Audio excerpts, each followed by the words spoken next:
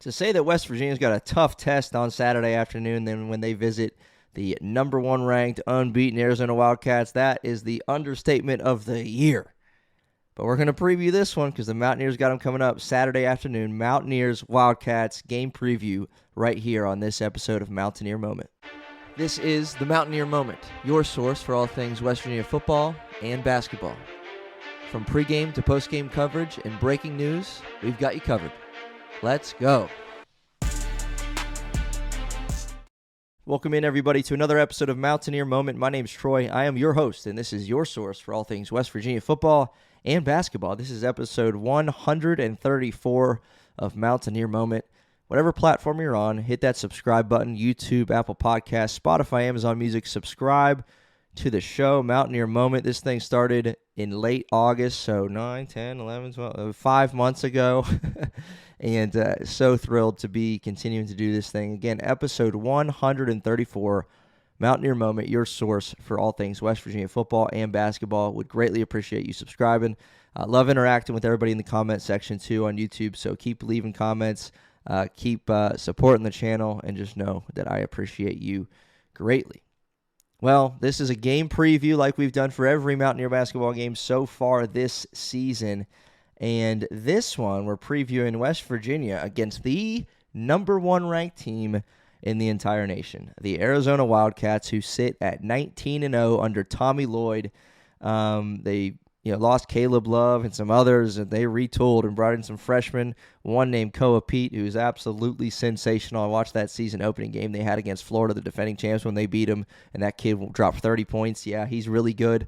This Arizona team is so good. Obviously, at this point, late January, undefeated, 6-0 in Big 12 play, and they have as good a shot as anybody to make the Final Four and to win the whole thing. So a ton of respect, obviously, for their team and what they've done this season. And Mountaineers got a very, very tough test as they stay in the state of Arizona. I'll remind you, West Virginia coming off a win against Arizona State. Their first road win of the season came against those Sun Devils on Wednesday night.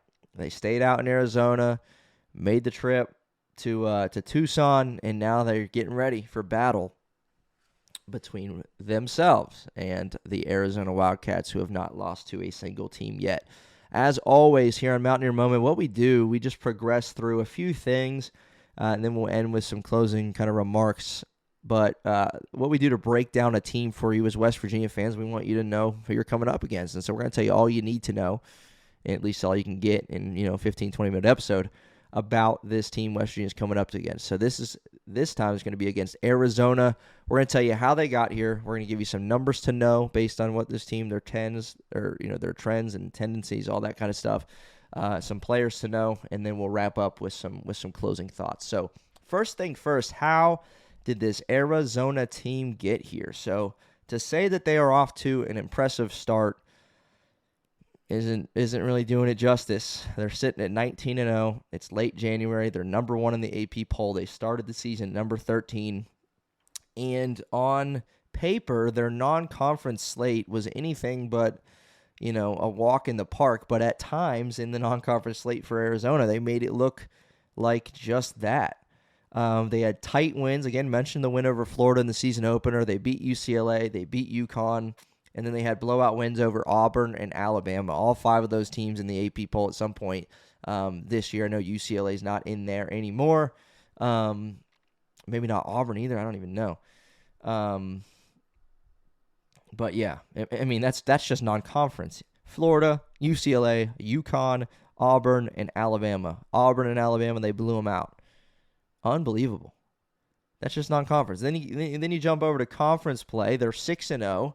4 of their 6 wins have come by 13 or more points. They have defeated Utah, Kansas State, TCU, Arizona State, UCF, and Cincinnati. So that's how they have arrived at a 19-0 record for the Arizona Wildcats. I'm going to give you a few numbers to know here, and a couple of these are different from what we normally would do in this section. If you've been here any amount of time, you'll notice that. The first number, a couple of them again are different. First number I'm going to give you is 10 and 26, like a record, 10 and 26. So the teams that Arizona has played thus far in conference play that we mentioned just a moment ago, Utah, Kansas State, TCU, Arizona State, UCF, and Cincinnati. They have an overall record in conference play of 10-26. 10-26. Right? And I'm not sitting here taking a shot at Arizona. It's not a slight at them, but they have been, they have benefited from a favorable schedule to start Big 12 play. Did they have a favorable schedule at all in the non-conference? Absolutely not. That's really tough. And they took care of business. And they're taking care of business in Big 12 play. 4 of their wins come over with over 13 points or more. So the fact is they have faced several teams to start this season sitting at the bottom of the Big 12 standings. Right, a couple of those teams are 1-5. You look at the Big 12 standings. Utah, Kansas State, Arizona State, they're all 1-5, and Arizona has played all of those teams. Cincinnati's 2-4. Who else did I say? Cincinnati's 2-4. TCU's 2-4, and UCF is 3-3. So 10-26. They haven't played Houston. They haven't played Texas Tech. They haven't played BYU. They haven't played Iowa State. They haven't played Kansas, and they haven't played West Virginia, who's sitting at 4-2 in conference play, tied with Iowa State and Kansas in that department. By the way, West Virginia's 2 losses on the road have come against Iowa State and Houston. No one's calling that a bad loss, right? Okay, so again, not a slight in any way to Arizona. The facts are the facts. You only play what's on your schedule, and they have played played through their schedule with an unblemished record so far this season at 19-0. That's how they've arrived at where they're at. But the first number for you is 10-26. That's the record across the 6 teams that Kansas has played in the conference schedule. Second number I'm going to give you is 43.4. 43.4. The Wildcats are the 4th best rebounding team in the nation. They haul in 43.4 rebounds per game. We know Koa Pete, the freshman sensation, he's averaging 5.8. But Krivas and Toby Owaka, Krivas the 7'2" big, and Toby Owaka the big bruiser down low, combined for 18 rebounds a game, just the 2 of those guys. So they're one of the best teams in the nation when it comes to rebounding the basketball. West Virginia wants to do anything in this game. You got to rebound. You got to box out. You got to keep them off the glass as much as you can. Obioha is going to have to be big. Belo is going to have to be big down low. You're going to have to gang rebound, right? West Virginia beat Cincinnati, and Otter Huff had 7 or 8 rebounds. Jasper Floyd can get rebounds. Like, you're going to have to team rebound in this game, and you need – I don't know if anyone's more important. I meant to talk about this later, but I'll talk about it now. I don't know if anyone's more important for West Virginia in this game than Harlan Obioha and staying on the floor and being a presence. Because there's been games where he has not played very well, and there's been games where he has played really well, right? You think Kansas has some talented bigs? Yes. And Harlan Obioha had a double-double, right? Like, he can do it. Arizona's bigs, I get it. They might be a little different breed. I get it. But Harlan Obioha, man, be big, be good, and stay on the floor, stay out of foul trouble. So 43.4 rebounds per game for this team. They can really, really, really rebound the basketball. Next number I'm going to give you, and again, a kind of a little different one here. I'm sorry, the next one will be a little different. Next number, 89.9 and 51.5. 89.9 and 51.5. So Arizona leads the Big 12. No surprise, they're number 1 team in the nation. They lead the Big 12 in points per game with 89.9, 90 points a game, and they're shooting it at 51.5% from the floor. They rank nationally in the top 13 in both of those categories. So they score a lot of points, and they're efficient when shooting the basketball. Their top 7 scorers. I mean, you want to talk about a balanced attack. You'd be hard-pressed to find a better balanced attack than the Arizona Wildcats and what they have so far this season through 19 games. This is incredible. They have their top 7 scorers on this team are averaging between 14.6, so 14.5, and 8.7 points. So top 7 scorers are averaging between 14.5 and 8.5. That's wild. Wild versatility there, and it's showing. They're really, really playing efficient basketball. Last number, I'm going to give you a little bit of a different one, and I'm going to tell you why. So 14 minutes and 12 seconds. in the second half. 14 minutes and 12 seconds on the clock in the second half. That is how much time was remaining when, in Arizona's last game, they beat Cincinnati at home. But with 14 minutes and 12 seconds, that game was just a 2-point game. The Bearcats were trailing. Now you look up at the end of that one, and Arizona won that one by 26 points. But with 14 minutes and 12 seconds left, Cincinnati trailed by just 2, meaning the Wildcats of Arizona, they closed that game on a 37-13 run over 14 minutes. 37-13 run over 14 minutes. But that's an opponent West Virginia has played as well. West Virginia got him at home. Arizona got him at home. West Virginia was able to squeak out a win in that one. But these Cincinnati Bearcats played the Wildcats of Arizona really tight for 26 minutes. Really tight. 2-point game. And then things shifted, and Arizona went on a massive run to end that game. But I think that's just worth noting, whether it's a good sign for West Virginia or it's a bad sign for West Virginia, because Tommy Lloyd and that team, his coaching staff, is going to emphasize the importance of getting off to a hot start, and then they're going to start hot against West Virginia and never look back. I don't know. We don't know how it's going to play out. I'm not saying this factors into anything that's to come, but it's just the facts of the facts. With 14 minutes left, Cincinnati trailed by just 2 in a game they lost by 26. All right, real quick, some players to know for this Arizona team. Freshman Koa Pete, talked about him. He's likely a lottery pick coming up in the 2026 draft. Again, that game against Florida, I remember watching that game, that season opener. 30 points, 7 boards, 5 assists, his first collegiate game against the defending champions. That's insane. Led the Wildcats to victory in that one. Obviously, they're 19-0. He leads the Wildcats in scoring, averaging 14.6 points per game.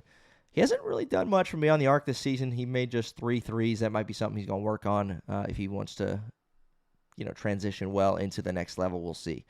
Braden Burries, he's been sensational for Arizona as well. Freshman, 6'4" guard, averaging 14 a game. He's hit 28 twice. So for the freshman to get 28 points twice against Alabama and Kansas State, he can really fill it up. So watch out for him. All right, finally, some familiar faces. One is Jaden Bradley, a familiar face. Mountaineer fans are going to recognize him. He's in his 3rd season with the Wildcats. He does a little bit of everything. Really, really talented. Good defender, too. Almost 14 points a game, 4.5 assists, and 4 rebounds. And from downtown, he's knocking down over 45% of his threes with over 5 attempts per game, which is up from where he was last season. It's interesting. The previous year, his numbers were in the 40s shooting percentage, and then he dropped down to like 33 or something like that last year. But he's back up over 45% with over 5 attempts per game here in 2025-2026. All right, the aforementioned, we talked about the bigs earlier and the presence that they make and how their impact is felt. They're the 3rd best rebounding team in the nation. Monty Juice Krivas and Toby Awaka. They've been a handful. Teams on the glass, 18 rebounds per game. Krivas is 7'2". He's averaging 11 points and 8 boards.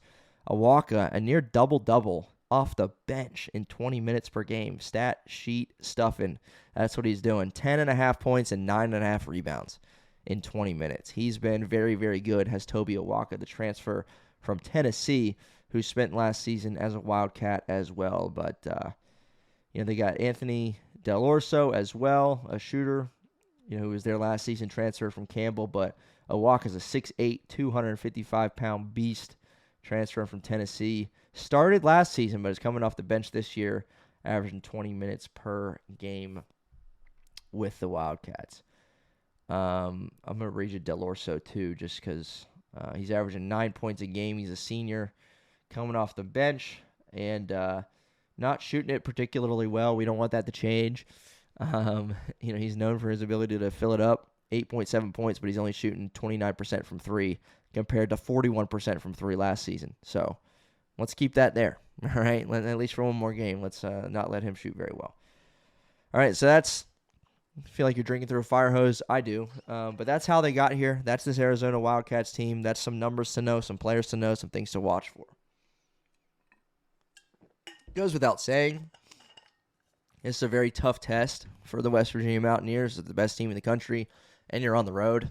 West Virginia when they've played against elite teams, right? Because I would put Arizona in the same category, certainly, at least in the same category with Houston and Iowa State, elite basketball teams, and West Virginia got punched in the mouth in both of those games. Both of those were on the road, so this one's no different.